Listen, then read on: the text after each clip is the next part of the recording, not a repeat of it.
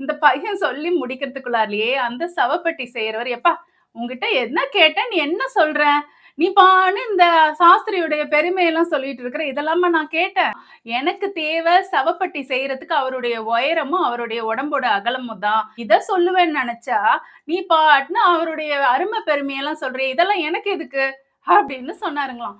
இந்த பையனுக்கு சப்புன்னு அறிஞ்ச மாதிரி ஆயிடுச்சுங்களாம். அவனுடைய ஆணவம்லாம் போயிடுச்சாம். பையன் இதுலருந்து பெரிய பாடத்த கத்துக்கிட்டானாம். நம்ம செத்துட்டா சவப்பெட்டிக்கு நம்மளுடைய உயரமும், நம்ம உடம்புடைய அகலமும் தான் தேவை தொட்டு, நம்மளுடைய அருமை பெருமைகள், நம்மளுடைய அறிவு திறன் அதெல்லாம் தேவையே இல்ல போல அப்படின்னு தெரிஞ்சுக்கிட்டு, இந்த விஷயத்த நம்ம தப்பா புரிஞ்சுகிட்டு, நம்மளுடைய நண்பர்களெல்லாம் உதாசீனப்படுத்த அசிங்கப்படுத்தி இருக்கிறோமே கேள்வி கேட்டு அப்படின்னு ரொம்ப மனக்கவலைப்பட்டான். இந்த பையனுக்கு தான் இறந்தவருடைய உயரம்லாம் தெரியாததுனால நேரா ஆசிரியர போய் பார்த்தானாம். ஆசிரியர் இந்த பையன பார்த்து கேட்டாருங்களாம், "என்னப்பா சவப்பெட்டி செஞ்சுட்டியா?"